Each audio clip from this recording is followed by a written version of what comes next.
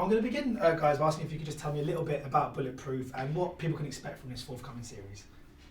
Action, drama, a bit of bants. Just basically a good show, but a show that probably, you haven't seen here before. Like, you just haven't seen it. It's kind of like, there's so much action, so much fun parts in it, but the story is really rooted in our relationship and just how these two brothers get along, really. Because I think the banter between the characters is such a huge part of this. How essential is that core relationship to the whole series? It's like I said, it's like that's really sort of the sort of linchpin of it. There's been, although there hasn't been anything like this, there's been shows of action before. Although there hasn't been, anything like this, there's been police shows before. But put that all together, plus the dynamic that our characters that we bring to the table, because a lot of that banter is stuff that we bring. We'll bring in or add in or organically come up with halfway through. Or the lines will start leading there, and then we take it further. So I think you couldn't get that dynamic anywhere else, and no two other people could do it really. Because it feels so authentic. Yeah. All that kind of banter between you. Was there much room for improvisation when making this then? Mate, I improvise every. We could improvise the whole thing if we wanted to. I change lines every scene, like every take. I say something different. They're like, "Huh? What are you saying?" I'm just like, "I don't know, man. I thought I'd try that." That was the beauty of the show, and I think that having Nick on board and him kind of coming on board throughout the writing process and stuff like that just made him understand what we were kind of bringing to the table. So any director, I think, if they wanted to make this show the way it's actually turned out, would have to take a back seat when it got to those things, because we know how we speak. Do you know what I mean? So we're best placed to bring that. So you guys are credited as co-creators. I was wondering how that kind of works. I get this sort of picture of you guys sat in a room, there's a sort of paper bin full of discarded ideas, cigar smoke in the air, but I'm assuming it's not really like that. How did you guys kind of come to create this together? Well, we created it. That's why we're co-creators, because Ash came to me a while ago and said, let's do a show together, and we sat down and we created the show. We came up with like the characters, what they were going to be like, who's going to be married, who's going to be not married, what they're like in their jobs, what they're like in their personal lives. The most important overriding thing is that they never ever, like, they can bicker, they can fall out, but they're always going to have each other's back. There was at no point where we were like, and then he's going to betray him or he's going to betray him and there's going to be a twist. That just doesn't happen. It's not going to happen. I don't care how many seasons we do. They may fall out and get back together, but they're never going to betray each other. That's just not something they'll do. So we came up with that whole concept, and we came up with a whole storyline, bringing Nick on board, and then getting it to Sky. A lot of the storyline aspects changed. A lot of this sort of, well, this is the thread we're going to do, went out the window, and we came and Nick brought in new stuff, and we all came up with new stuff. But the core idea and the core thing was created, and so it became like created by us. And then Nick came with so much stuff. We're like, it's only fair that he should be credited as a creator as well. Because when you sort of create something and then you obviously have to leave it in the hands of another director, which you've obviously done a few times before, I've written kind of screenplays. Is it quite difficult sometimes to give away your baby, I suppose? Because it must be quite, naturally it would be quite precious over what you've created, and I guess you have to let someone else bring their own interpretation into the project. I think because it was so organic, and we didn't see Nick as like someone we were handing it over to, but someone that was coming in to work with us. Is like we never felt like we lost the control, or never felt like we lost a say. Believe me, I wouldn't. If I felt like I lost a say, I would not be doing it. You know what I mean? In terms of handing stuff over in the past, yeah. I mean, sometimes you do it and the directors just ruin it, and you're just like, I should have done it myself. But with this, it never felt like that. Bishop and Pike are such great characters. I mean, they must have been so much fun for you guys to play, and just great characters that every day go on to set and just become, I suppose. Yeah, this is my favourite job of my career so far. I think, like filming wise, what's going on? No, filming wise, like we just had so much fun. Yeah. And even though we're not cops, it didn't at any point feel unnatural, like what we were doing. Do you know what I mean? And like we said, the relationship is just strong. I mean, we hadn't worked with each other, and we hardly spoke to each other before we did this show, but just straight in, we just connected. And then from that point on, it was like, you can, believe it or not, as actors, you can wake up some mornings and feel like, oh my God, I've got to go to work. But this was just like Sorry. pure joy. Excuse me, sorry. You don't agree? I do, I sneezing. No, I'm joking. Yeah, it was just pure joy, man. Like every day, it was just such a good job, man. It must be so much fun as well doing a TV series because it gives you so much to work with as actors. Because obviously, when you make a movie, it's 90 minutes long, but when you've got a whole series of episodes, that gives you so much scope to develop the characters over time. Yeah, it gives you a lot of scope to do that, and I think, you know, like Ashley said, like these, you know, us being cops is another USP. It's like there's never been police officers on British TV like this. It just doesn't happen. Like it, you know, and you know the fact that they're two partners working together that are equal. Again, most TV shows have a hierarchy. There's an Inspector Morse and there's a Lewis, or there's a Lewis and there's a whatever Fox kid, whatever he was called. You know, so there's you know, but with this show, the two guys are on an equal playing field and they're just partners, and I think that in itself is a dynamic that has not often been seen. And I mean, how much research did you do into the kind of the police force? Or as characters like this, they're so kind of steeped in kind of dramatic kind of in TV and kind of cinema tradition, you know, like kind of cops always trying to solve the kind of crimes. Do you actually find in some ways that your interpretation of them is based in some ways on other TV series, as other films, as opposed to kind of real life police officers? Yes and no. Like we did sit with the police and we did do the gun training and all this kind of stuff, and sat with this woman like She was like an undercover NCA officer actually. Who'd done years and years. She's done years undercover, and she told us some stories and stuff. I mean, there's a level of research, especially with the writing. You have to make sure that you hit certain marks and do things right, because then you just have a bunch of police calling in going, no, it doesn't happen like that or whatever. But the beauty of it is we bend the rules. So we're not really those sort of, we're kind of... They're Maverick cops. Yeah, we're Maverick cops, so we're not really following every procedure. Yeah.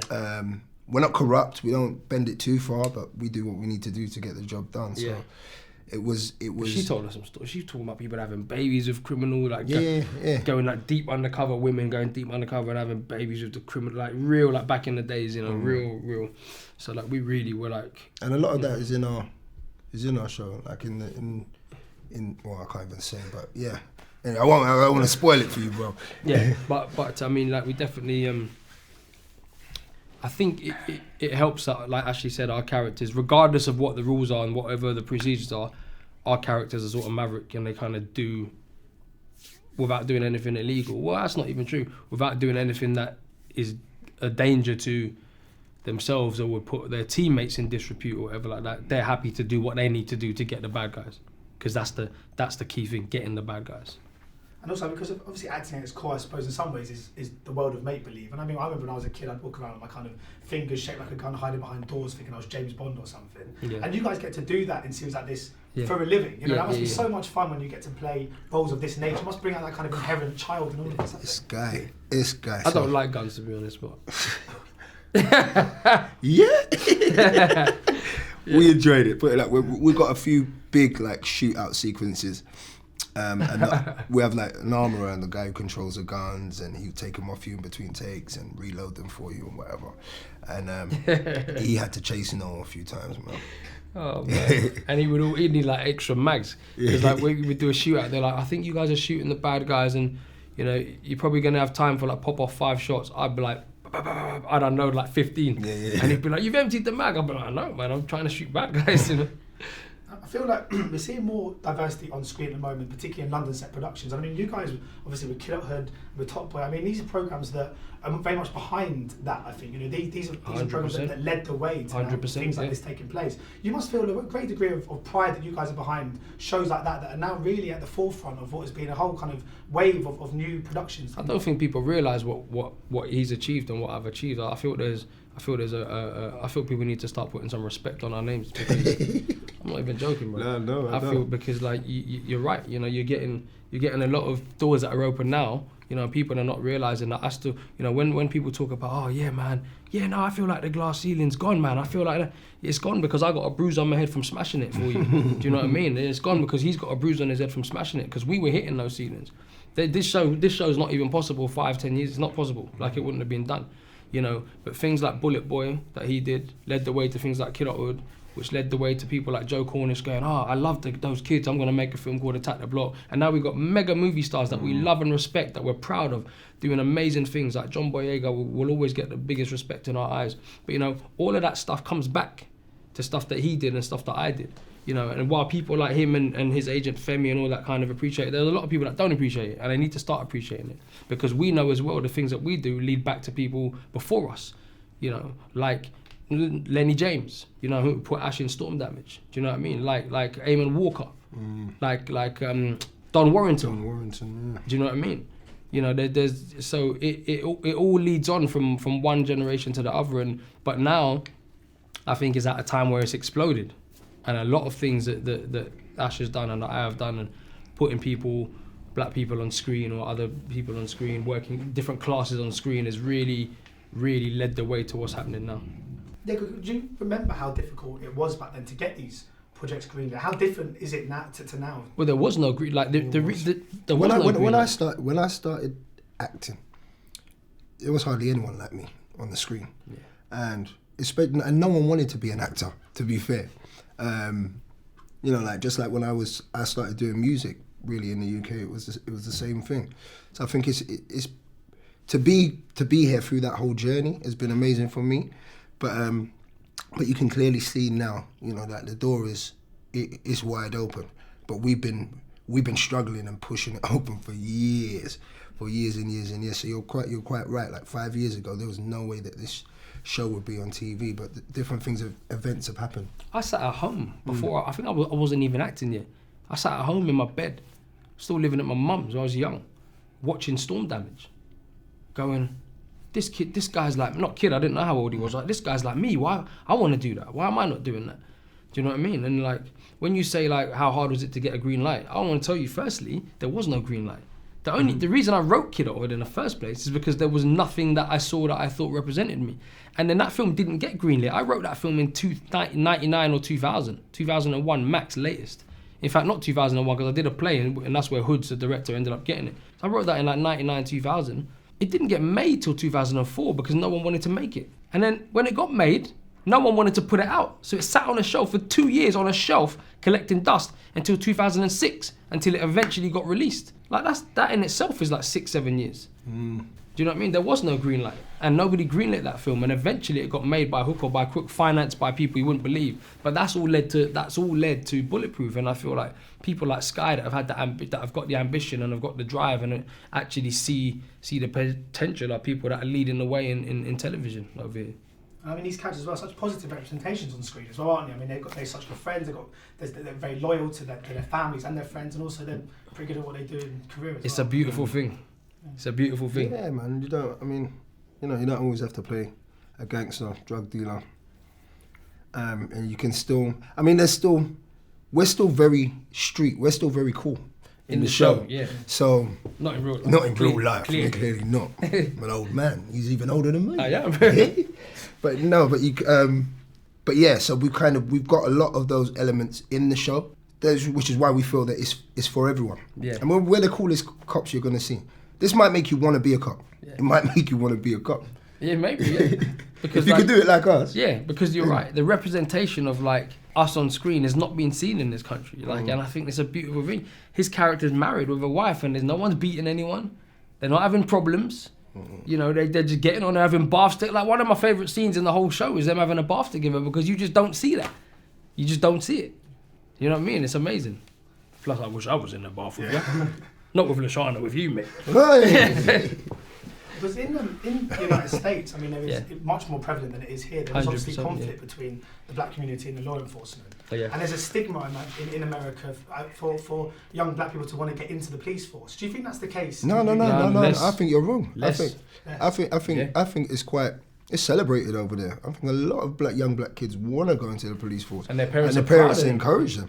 I think over here there's a major issue that the relationship between community and police, and obviously we didn't make this show to try and change that. Yeah, we're not recruiting for the men or anything. But I think the point is like Ash is right. A lot of families over there are proud when their kids go into law enforcement, and it's more of a problem over here. And also, you know, the thing about it is, even if it is a problem and there is a bit of a stigma, they still celebrate it. Well, like when Bad Boys came out, it was still celebrated. Do you know what I mean? It was still like, oh, this is amazing. Look, kid, look, you can do that. You can not only be police, but you could be actors who play police. Like, it's celebrated, and we haven't really had that, you know. And so hopefully this is a show that does that. And because I was just wondering too, I mean, actually, because Noel, you've done so much producing and stuff behind the camera as well. So are you interested in really getting involved even more so in the kind of behind the camera stuff as well? Is that something you have ambitions to do? 100%, yeah. I've always had like, you know, slight ambitions to do it, but I wouldn't say I've been lazy, but you can get into a world where, you know, because I work so much, and I weren't really in the position where I had to create work for myself. I was getting work, so I kind of slipped into that. But just meeting Noel and kind of going through this experience now, it's just taught me that I think like after this point, it'll be something I'll do on every job that I do.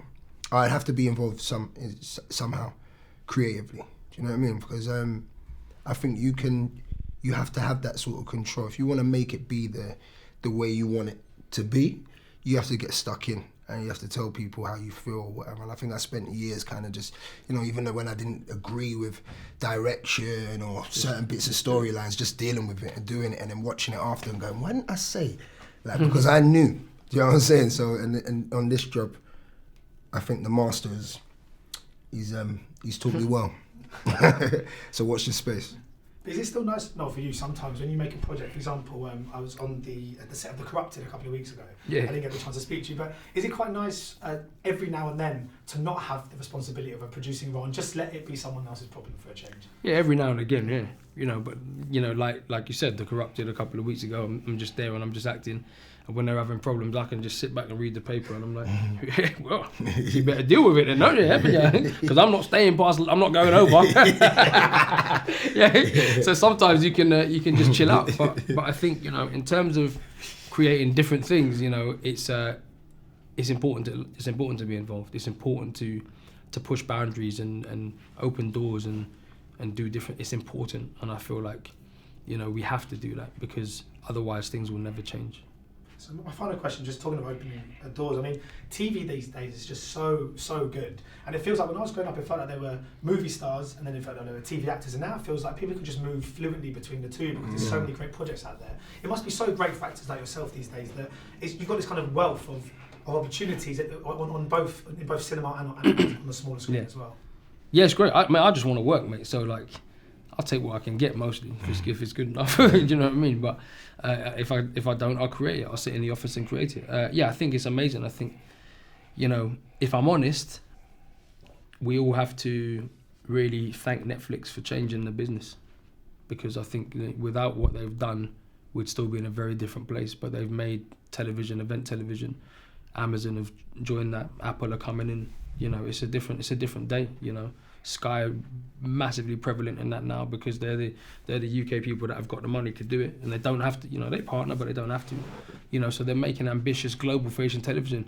The way what's happened with them is you can make a local show, but really if you want eyes on it, you have to make a show that works for your territory but works worldwide, and I think that is making television exciting. You're getting people like Meryl Streep coming into Big Little Liars, and it's already got Nicole Kidman and Reese Witherspoon. I mean, that's like, if you told me that was a movie, I'm like, yeah, I'm going to see that. You know what I mean? But now I don't have to go anywhere. I can sit at home, and I feel like we still want cinema. We love cinema, but I think, you know, TV's in a really exciting place. Agreed. Thanks so much for the time, guys. No worries. Thank you, man. Yeah, ladies and gentlemen, you're watching Hey You Guys. Hey You Guys, huh? Hey You Guys. Is that from the Goonies? It is indeed, yeah. Nice. Hey